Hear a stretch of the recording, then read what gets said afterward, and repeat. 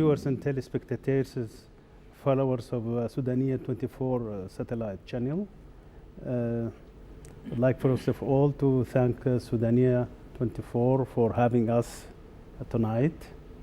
I'm sure that many of you do not know me personally.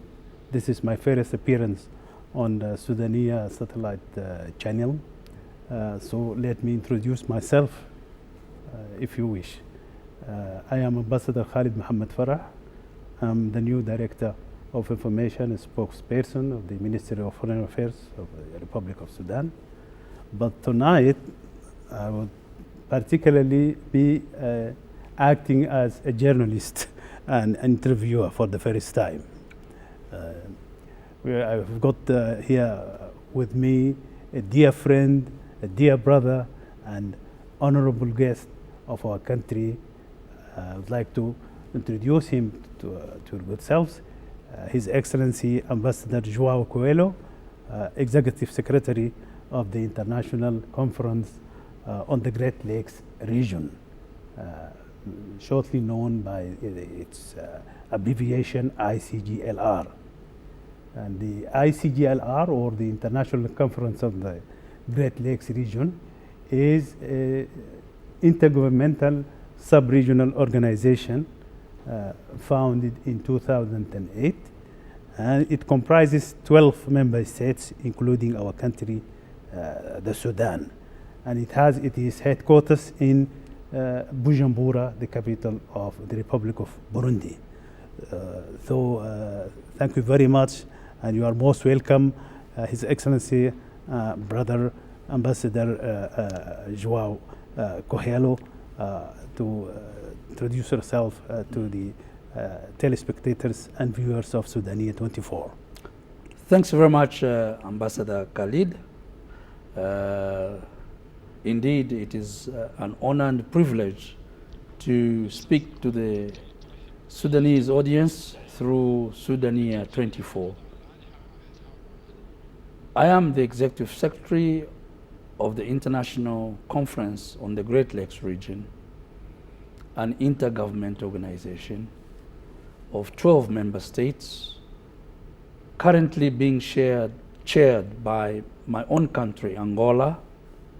The deputy chair is Sudan, and the outgoing chair was Congo-Brazzaville. Those three countries form the troika of the summit and REMIC, Summit of Heads of State and Government, and REMIC, which is the Regional Inter-Ministerial Committee of mainly Ministers of Foreign Affairs. I'm therefore pleased to be here in Sudan at the end of our high-level workshop on the regional initiative of natural resources exploitation in the Great Lakes. I wanted to highlight two aspects. One is the illicit exploitation of natural resources, and the second is the licit exploitation of natural resources. The two are supposed to complement, but the main theme of our workshop, or the main thrust of our workshop, was mainly to drive home a technical expertise platform that would look at the initiatives of how we can address the issue of illicit exploitation of natural resources and their relationship to the cyclical crisis that our sub-region is faced with. I'm therefore glad to be your spokesperson, assisted here by Ambassador Khalid, my dear brother and a colleague, a former national coordinator for the Sudan. Thank you. Thank you very much. And indeed, coming back to this event, which has been hosted by our country, the Sudan, the high-level workshop on the natural resources at the Icglr, which was held here in Khartoum from August 31st to today, September 2nd. I would like you to give our viewers some account of the outcomes, the main outcomes and the recommendations of this very important workshop. Indeed, the high-level workshop, which was hosted by the Republic of Sudan, is a result of various initiatives that have taken place in the context of the political will to address the issue of illicit mineral exploitation in the sub-region and its relationship to fraudulent, illicit revenues that are funding cyclic resources, crises, political crises in our sub-region. Since 2016, our ministers of defense, our ministers of home affairs put in place that need, that vision for the sub-region to address ways and means of how we can put in place a joint framework of collective effort of all the 12 member states plus their partners. I am pleased to inform that in this process we have counted on the Office of the Special Envoy, the UN Secretary General Special Envoy to the Great Lakes, and the Ambassador Xie. Ambassador Huang Xie, Yeah. and the support of the EU through GIZ, which is the Germany. International Agency of Cooperation of the Federal Republic of Germany. Yeah.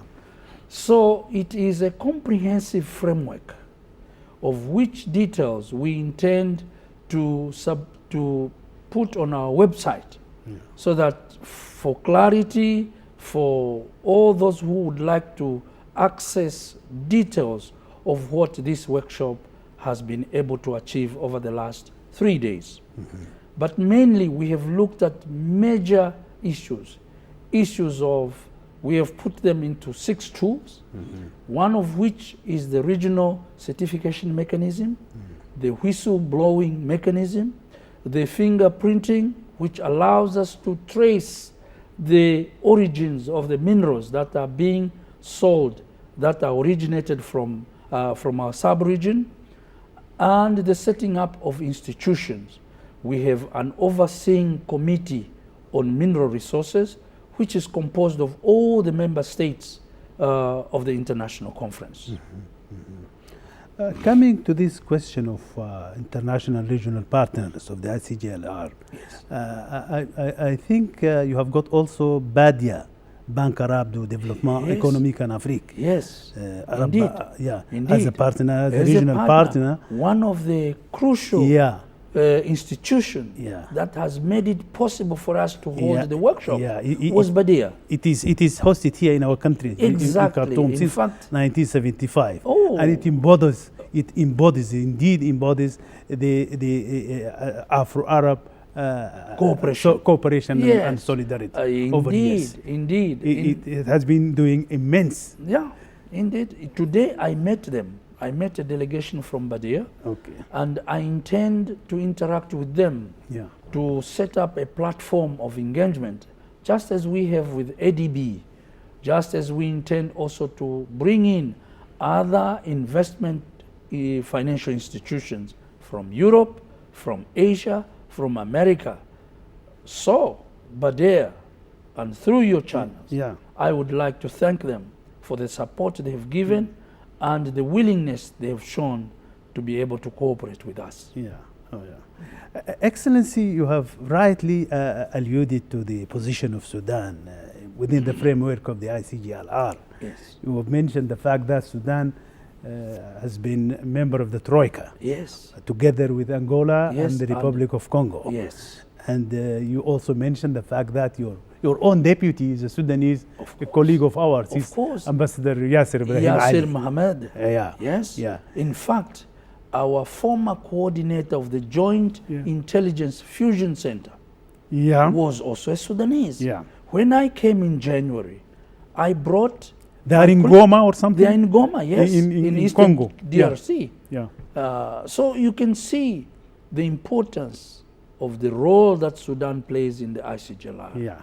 And I should underscore the fact that come November 2022, Sudan will be the next chair Okay. of Icglr. That means it will host the summit? It will host the summit of 2023 or 2024. Okay. If there is an extraordinary I mean, that is an summit. event which has been postponed. No. The I mean, ICG since 2019, Sudan should have hosted it, but due yes. to the transition we had Exactly. and the revolution, Exactly. so we had to put it off. But we have you have not. What you have postponed is your presidency. Yeah. Okay. So everything else has taken place and is taking place, and that is why at the last summit on the 20th of November 2020, with the agreement between the governments of Congo and the government of Angola, the government of Sudan requested that Angola takes the chair Yeah. until Sudan felt it would be able to host it. Now that we have seen the smooth transition, the political transition, Yeah.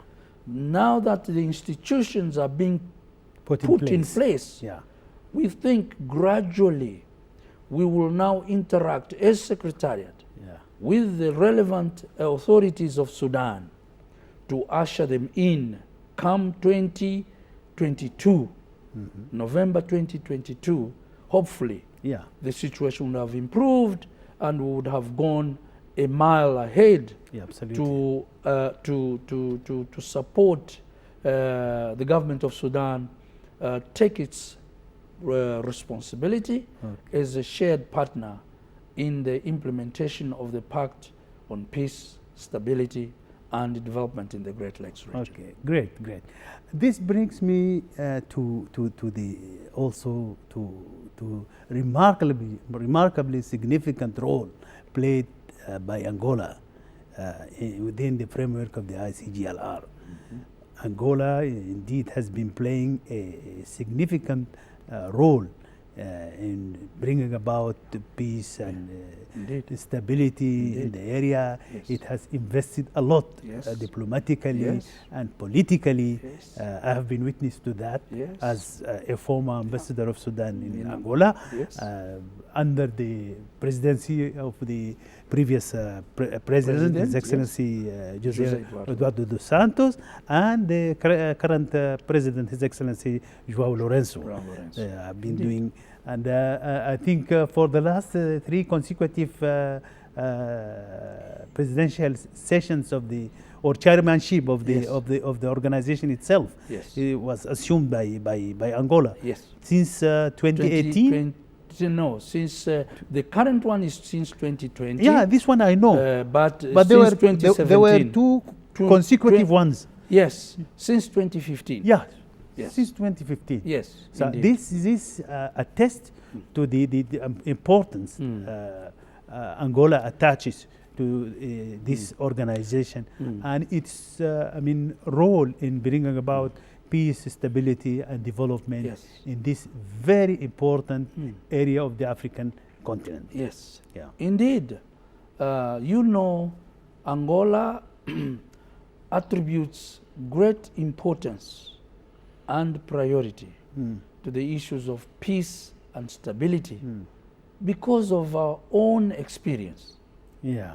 As an Angolan, I am happy to say that for the last 19 years now, Angola is able to enjoy the fruits that come with peace. Absolutely. Hence, and remember... I'm also witness to that. Exactly. I've been following closely. Exactly. And remember, our current president, President João Manuel Gonçalves Lourenço, was the former Minister of Defense of Angola. And for many years when he became Minister of Defense, he literally shuttled from one capital to another to make sure that Angola understands the dynamics of bringing peace to the sub-region of the Great Lakes region. Hence, one of the first things he did when he took over the machinery of state of Angola from José Eduardo dos Santos was indeed to prioritize peace and security issues in the Great Lakes. Yeah. When Angola became chair on 20th November 2020, the first thing that President João Lourenço directed me to do in my current post as Executive Secretary was to advise member states on how we can collectively bring our leadership to monitor, implement, and make sure that we are securing the borders of the sub-region. Mm-hmm. One of the porous issues that we have is called the Central African Republic. Yeah. The consequences of the demise of the state of Libya for the last 10 years Yeah. has had negative impact on the issues of security, not only in the sub-region, but also on the African continent. Please underscore that. Yeah.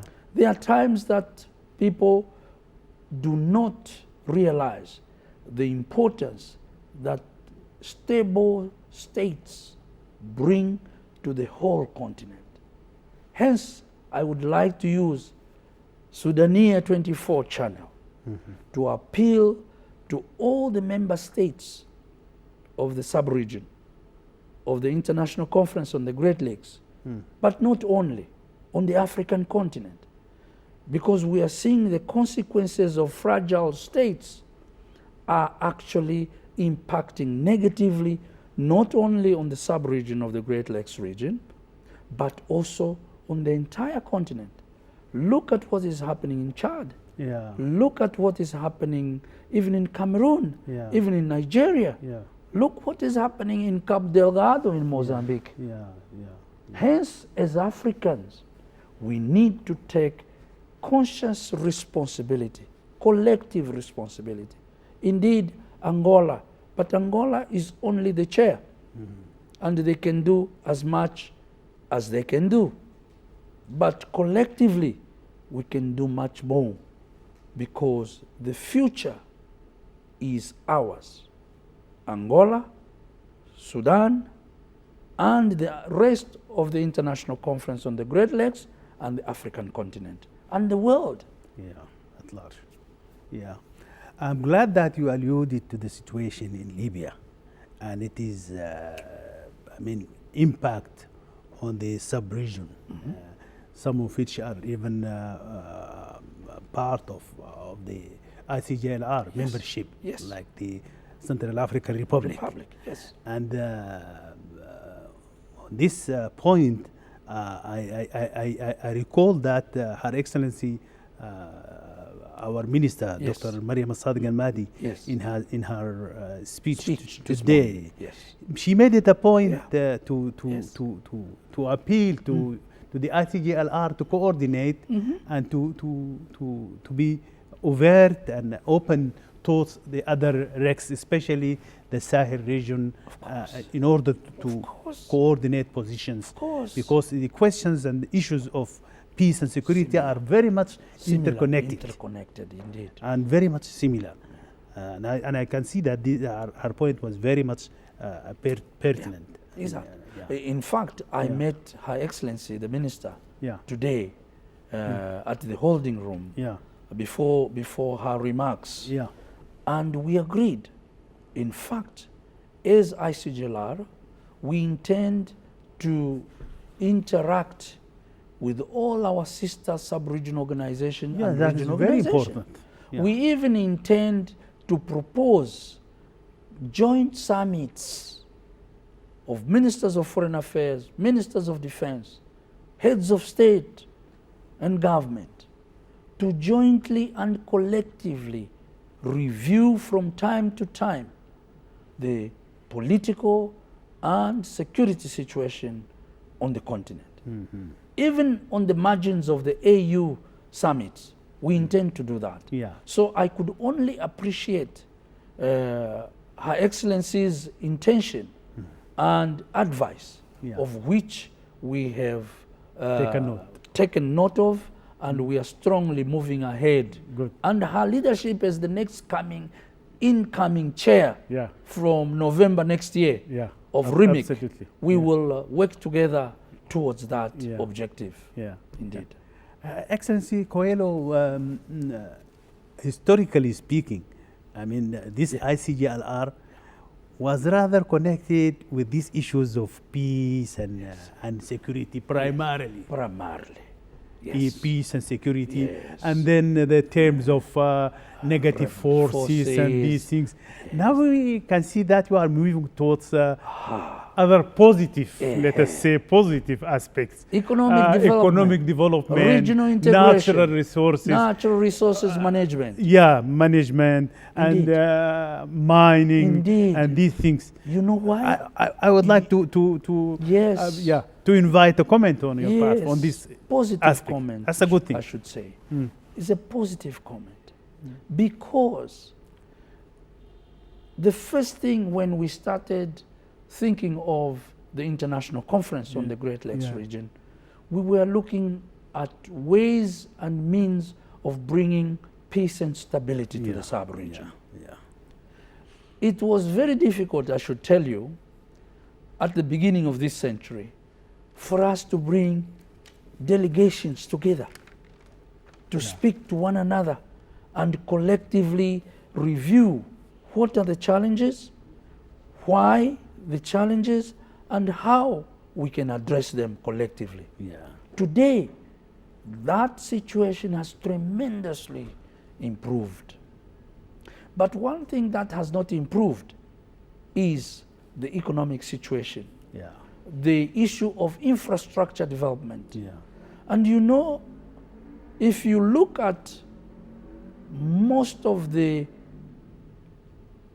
negative activities, how they take place, they normally take place in remote areas, in areas that there is no infrastructure, in areas that there is no economic development, because they are able to entice people to say, oh, you know, your plight, your government does not look at you. You are marginalized. You are marginalized. You are left sidelined. out. You are sidelined. All these terms.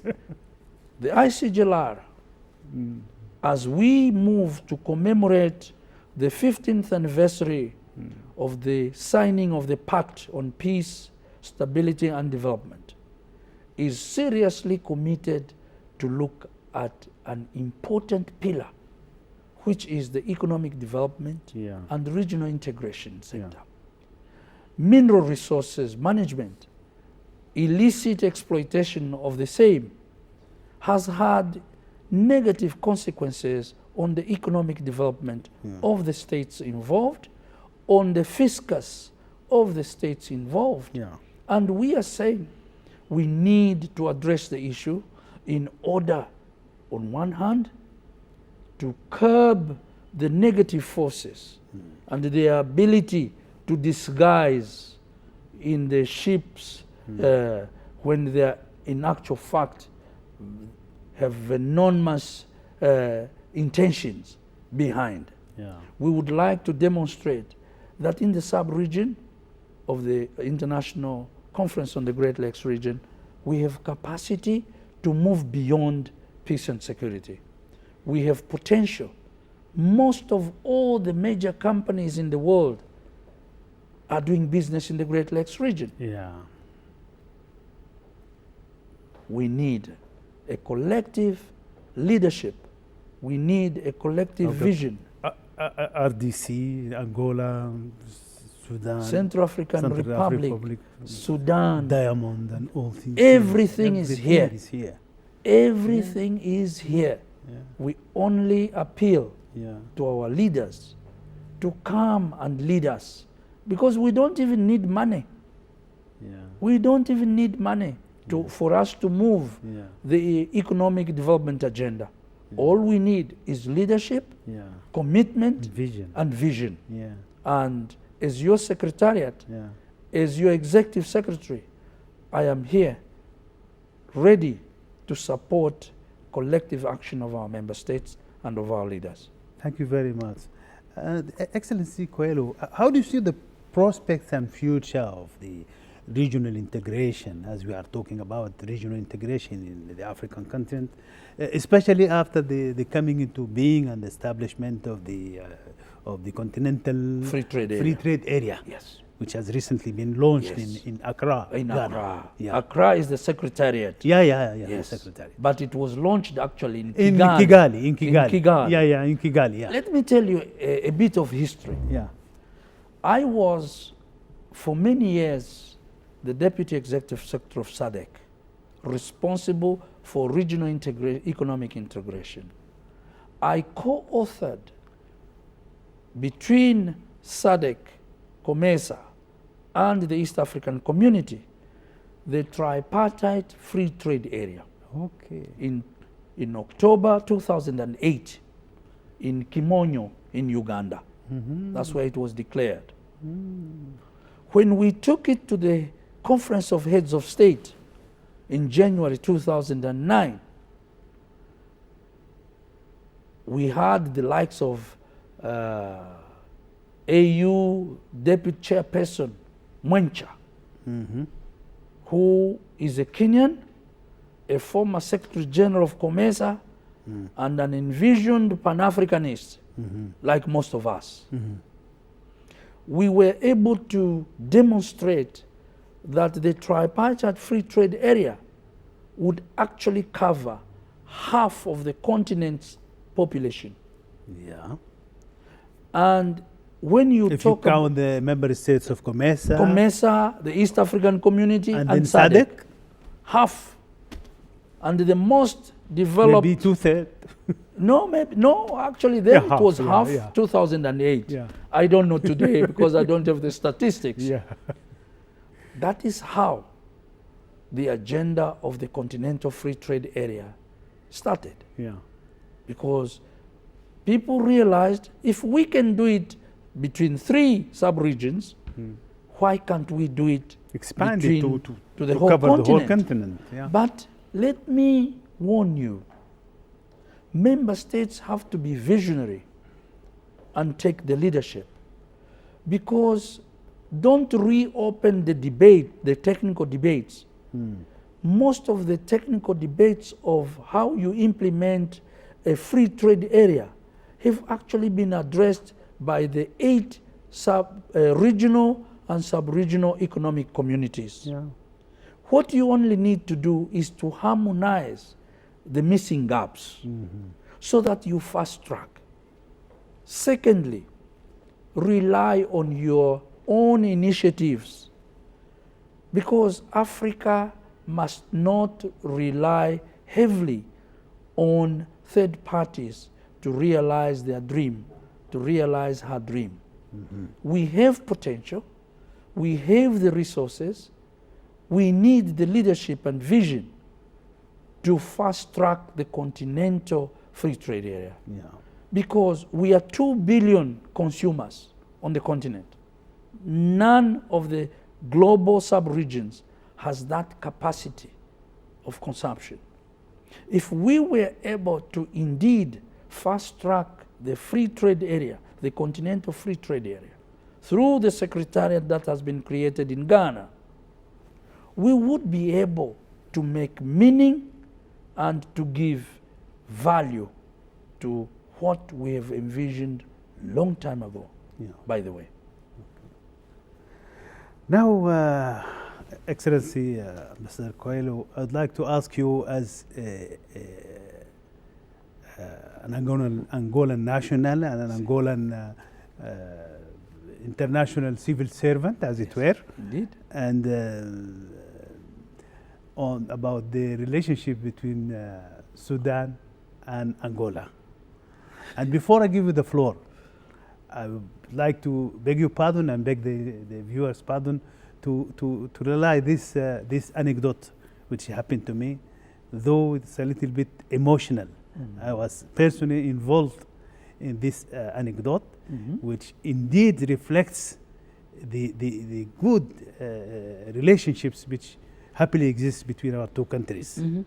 As I have said in my presentation, I was the ever first Sudanese resident ambassador in Luanda. Yes. And I spent there 4 years, 4 from years. 2016 to 2020. But early this year in January, I was also in, after I came back Yes. From Luanda officially, yes. I went there for a conference. Yes. And I fell sick there. Yes. I tested positive for COVID-19. And I had to spend there Yes. almost 2 weeks. 2 weeks, yes, indeed. But what happened, and the Angolan government took care of me Of course. for medication, free of charge. And then the Angolan government dedicated a special jet from the presidential fleet, which has transported me from Luanda to Khartoum. Khartoum. I was very much moved. And I reflected that, of course, to my seniors. And my minister, Dr. Mariam, Yeah. wrote to her counterpart, Yes. His Excellency Tete Antonio. Tete Antonio, Yes. to appreciate, Of to course. express our thanks and appreciation for this gesture. Gesture, yes.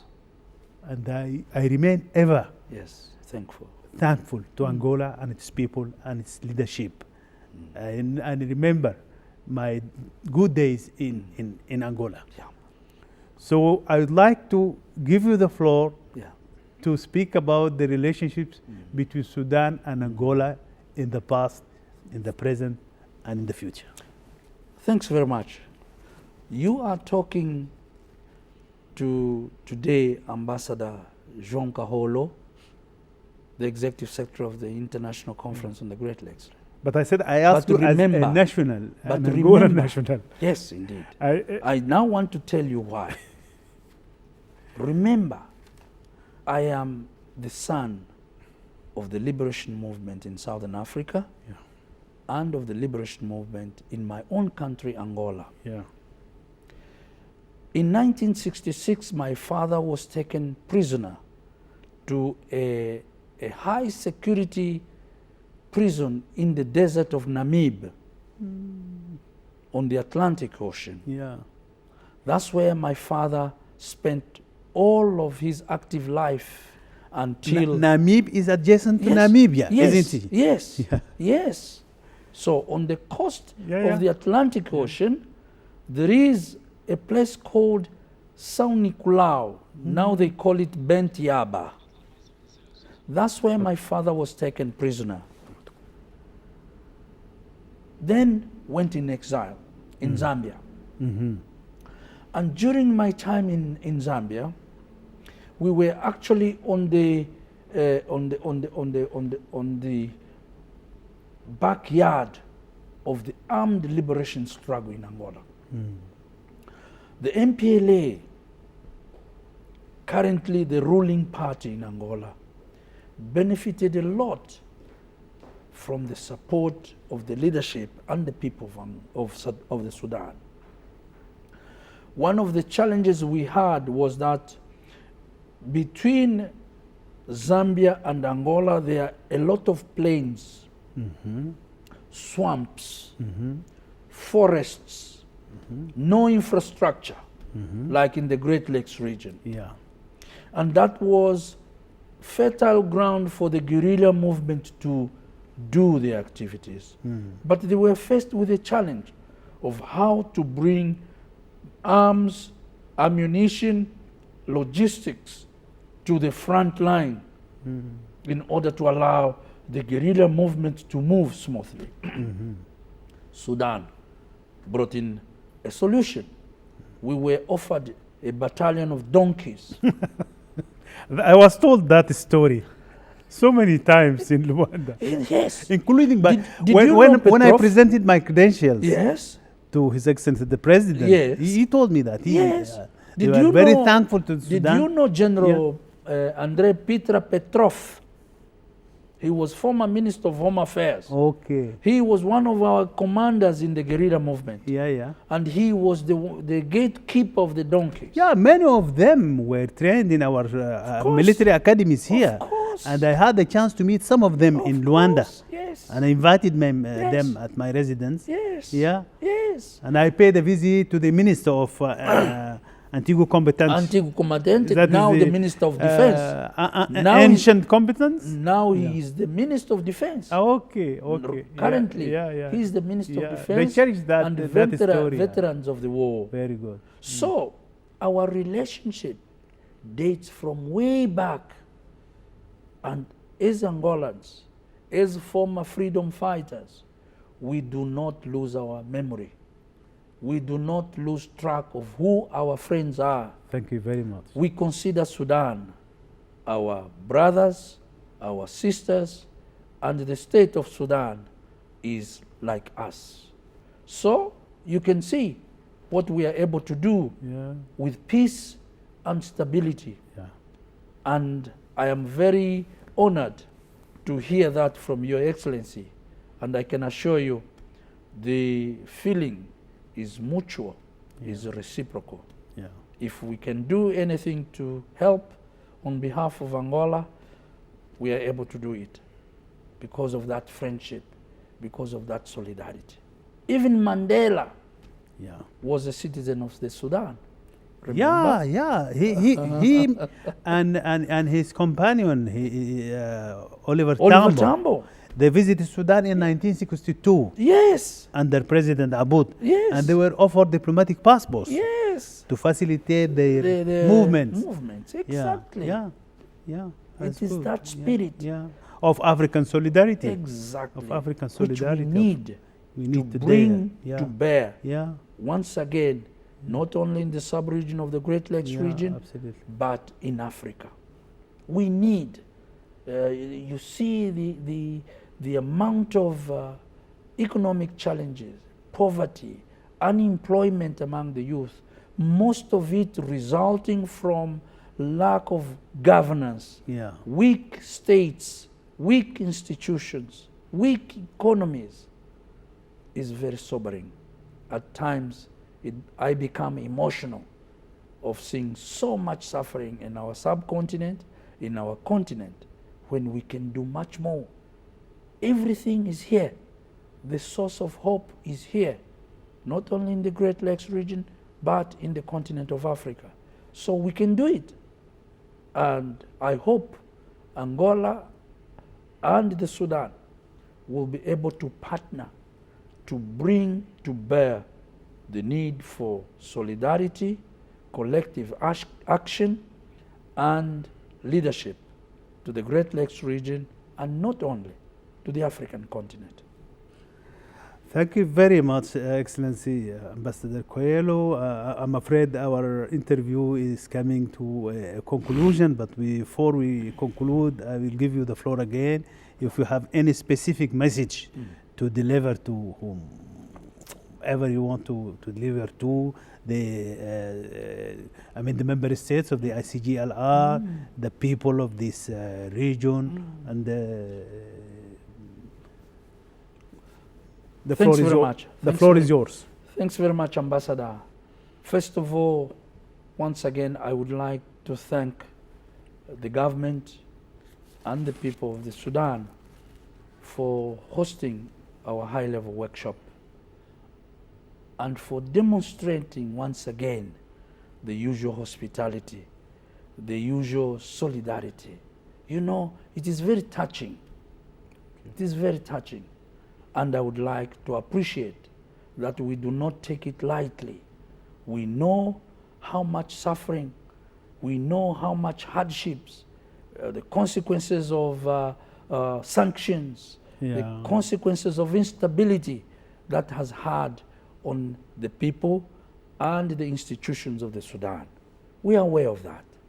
But we appreciate that despite the challenges, you are able to find space and accommodate us and host our high-level workshop. We are very much thankful for that effort.